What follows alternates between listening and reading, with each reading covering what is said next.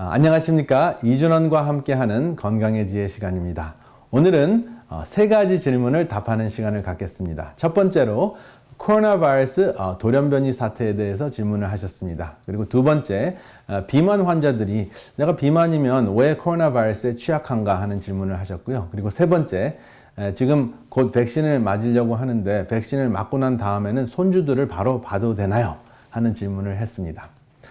코로나 바이러스 돌연변이는 어떻게 일어나는가? 다시 한번 복습하겠습니다. 코로나 바이러스는 돌연변이가 될 때 지금 어디에서 돌연변이가 되는지 다시 한번 기억하는 것이 굉장히 중요합니다. 여기 보면 코로나 바이러스의 그 막이 있습니다. 그 막의 그 표면에 돌기 단백질이 있는데요. 정확하게는 돌기 당 단백질이죠. 글라이코프로틴 혹은 S 스파이크 프로틴, 스파이크 프로틴이라고 합니다. 근데 이 스파이크 프로틴이 여기 보면 이제 세포가 있는데요. 이 세포 표면에 그 ACE2라는 수용체가 있는데 그 수용체와 결합을 하는 그 단계가 돌연변이가 됐다 하는 것입니다. 그래서 결합을 하는 그 단계가 훨씬 더 쉬워졌는데요. 강하면은 약 한 10배가 더 강력한 세포와의 융합 효과가 있다는 것입니다. 그러면 세포와 10배나 20배가 더 융합이 잘 되면 문제가 큰 게 아닌가 이런 생각을 하십니다. 당연히 그 코로나 바이러스가 전파되는 데 있어서는 훨씬 더 수월하게 전파되도록 지금 돌연변이가 되고 있습니다. 그런데 확실한 것은 독성이 더 증가했다는 그러한 결과는 없습니다. 그래서 증상에 있어서는 같은 사람이 과거의 코로나 바이러스와 지금 현재의 코로나 바이러스를 비교했을 때 증상에 있어서는 비슷한데 이것이 훨씬 더 그 세포와 결합이 잘 되니까 전파력이 강해진 것이죠. 그러니까 취약한 사람, 약한 사람이 코로나 바이러스에 감염되는 그 숫자가 증가하니까 더 많은 사람들이 지금 크리스마스나 새해 연휴에 생명을 잃게 되었습니다. 그런데 이 코로나 바이러스가 돌연변이 되는 그 다양한 이유가 있는데요. 첫 번째로 코로나 바이러스 이 돌기당 단백질이 잘 결합되는 그 이유가 RNA 바이러스 때문에 그렇습니다. 여러분, DNA 바이러스는 RNA 바이러스에 비해서 훨씬 더 쉽게 변한다고 말씀을 드렸습니다. 왜 더 쉽게 변할까요? 코로나 바이러스는 RNA 바이러스이기 때문에 그 복제하는 단계에서 교정을 보는 그러한 그 기기가 없습니다. 교정을 보지 않기 때문에 계속 실수를 더 많이 하죠. 근데 굉장히 많은 숫자의 코로나 바이러스가 복제가 되면서 실수를 거듭거듭 하니까 어떤 것은 잘 안 맞는 그 돌기당 단백질이 세포와 결합이 잘 안 되는 그러한 단백질을 만들어낼 수도 있지만 또 어떤 것은 훨씬 더 결합이 잘 되는 것이죠. 근데 결합이 잘 되고 잘 안 되는 것은 뭐 의식이 있어서 고안해내는 것이 아니라 그냥 무작위로 이제 만들다 보니 어떤 단백질은 훨씬 더 결합이 잘 되고 어떤 것은 결합이 잘 안 되는데 결합이 잘 되는 것이 존재하는 것입니다. 그래서 생명체가 뭔가 이렇게 그 생각이 있어 변하는 것이 아니라 무작위로 대량 생산을 통해서 자연 선택에 의해서 변하는 것이죠. 그래서 이것은 단기적인 진화가 되는 상황인데 돌연변이는 어떻게 일어나는가?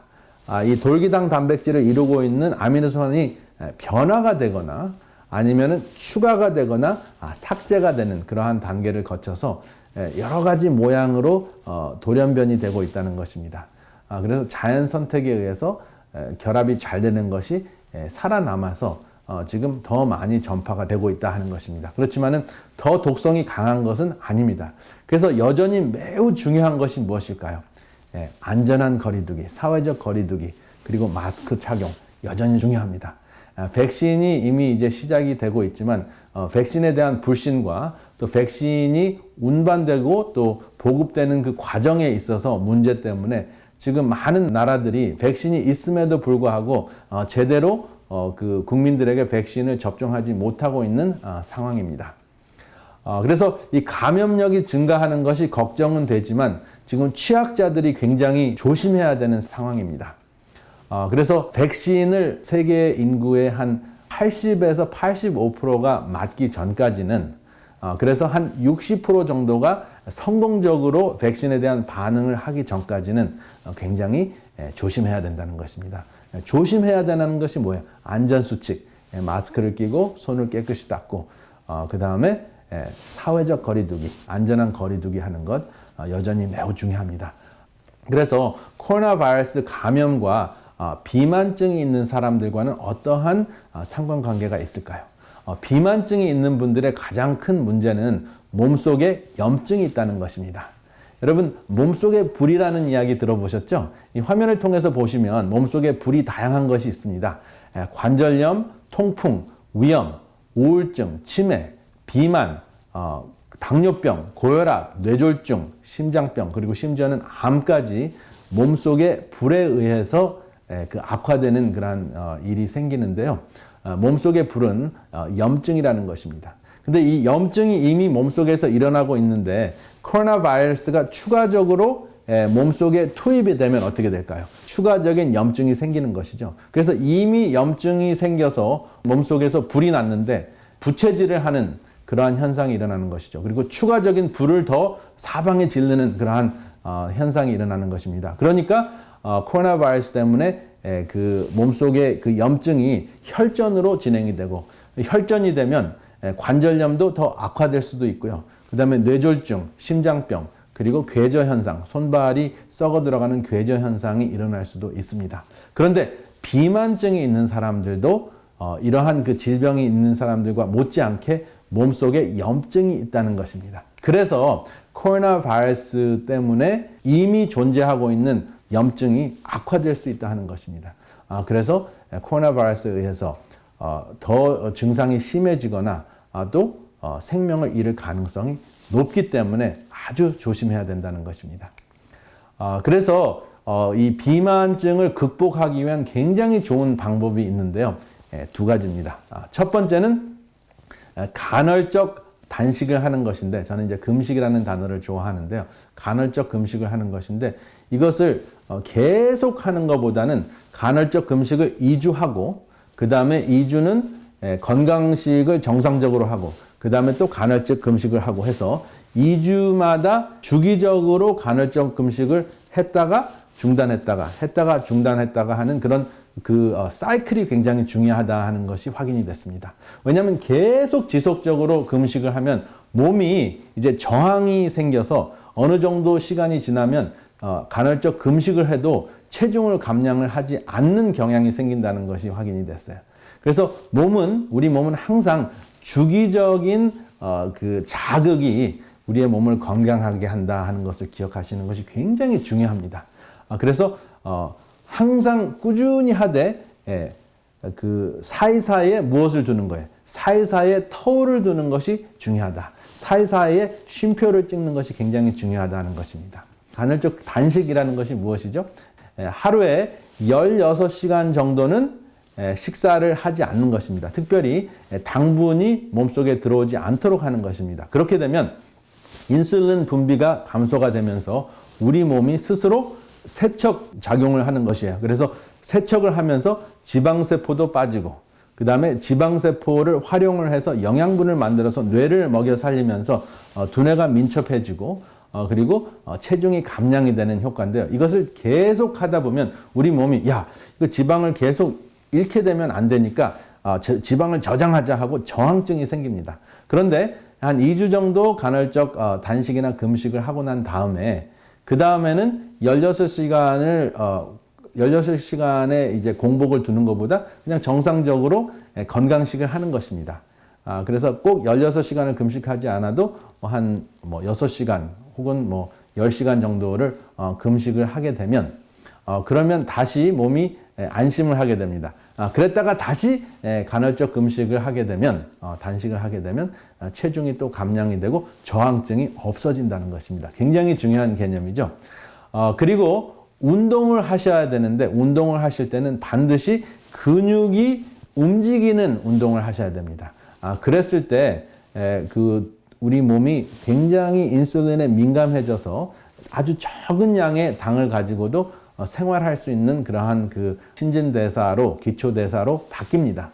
그래서 적은 양의 인슐린을 가지고도 몸을 먹여 살릴 수 있는 그러한 그 상태가 되면 당 수치도 높을 필요가 없고 인슐린 수치도 높을 필요가 없기 때문에 인슐린 때문에 생기는 그 후유증들, 비만이나 염증 이러한 것들이 인슐린 과잉 때문에 생길 가능성이 높거든요. 그러한 것들을 예방할 수 있고 인슐린 저항증을 극복할 수가 있습니다. 그렇기 때문에 간헐적 금식도 주기적으로 중간에 쉼표를 찍으면서 하고 그리고 근육도 근육 운동도 어떻게 하는 것입니까? 이렇게 근육을 수축했다, 이완시켰다 하는 운동을 하게 되면 여러분들이 효과적으로 저항 없이 체중 감량을 하실 수가 있습니다. 그렇게 되면 여러분들이 코로나 바이러스에 감염이 되더라도 염증 상태를 감소시킬 수 있기 때문에 코로나 바이러스에 의한 심한 증상 때문에 생명을 잃는 위험을 예방하실 수가 있습니다. 굉장히 중요한 개념이죠. 이것을 여러분들이 꼭 생활 습관에 적용하셨으면 참 좋겠습니다. 그리고 마지막으로 이제 곧 백신 차례가 돌아오는데 언제 자유롭게 손주들을 볼 수 있나요? 하는 질문을 하셨습니다. 백신을 맞는다고 하더라도 2번 맞아야 되거든요. 그래서 파이저 백신인 경우에는 3주를 기다려야 됩니다. 그래서 한 번 맞고 그 다음에 3주 후에 또 맞아야 됩니다.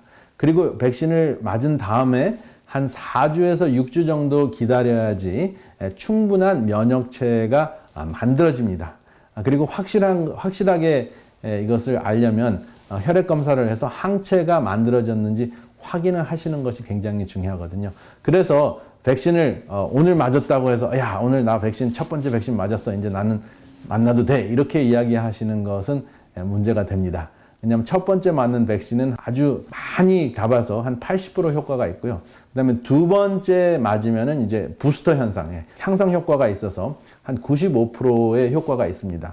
95%의 효과가 있다는 것은 여전히 5% 정도는 백신을 맞아도 100명 중에 5명은 여전히 감염이 될 수 있다는 것이죠. 그리고 또 중요한 것은 백신을 맞고 난 다음에 4주에서 6주가 있어야지 몸속에서 코로나 바이러스와 싸울 수 있는 면역체를 만들 수 있다는 것이죠. 항체를 만들 수 있다는 것입니다. 그리고 백신을 맞고 항체가 생긴 다음에는 마음 편하게 만날 수는 있지만 여전히 내가 바이러스에 걸리지 않을 뿐이지 바이러스를 가지고 돌아다닐 수는 있습니다. 그래서 내가 걸리지 않으면서 바이러스를 다른 사람에게 전파할 수 있는 가능성도 여전히 있습니다. 그러니까 아직까지는 세계 인구 혹은 그 지역이나 계신 그 나라의 인구의 한 85% 정도가 백신을 맞거나 60%가 성공적인 반응을 하기 전까지는 아직도 여전히 안전수칙을 잘 지키셔야 합니다. 조금 좀 암울한 이야기인가요? 그렇지만 이것을 빨리 새로운 자유, 옛날의 자유를 찾는다는 생각을 하지 말고 그냥 이것이 정상이고 내가 생명을 잃을 정도로 아프지 않고 또 생명을 잃지만 않는다면 다행이다라는 생각으로 새로운 정상을 여러분들이 설계하시는 것이 굉장히 중요합니다. 그래서 여전히 백신을 맞고 난 다음에도 손주들이나 가족을 볼 때 안전한 거리두기 하는 것 굉장히 중요합니다. 손을 씻는 것 여전히 중요합니다. 나는 안 걸릴 수 있는데 가족들에게 여전히 줄 수 있거든요. 그래서 이것을 잘 생각하시면서 여러분들이 팬데믹 시대의 어려움을 극복하시고 또 팬데믹이 어느 정도 컨트롤 될 때까지 여러분들의 새로운 삶을 잘 설계하시는 여러분들과 제가 되기를 이 시간에 간절히 바라면서 다음 이 시간에는 또 새로운 소식으로 여러분들을 찾아뵙겠습니다. 감사합니다.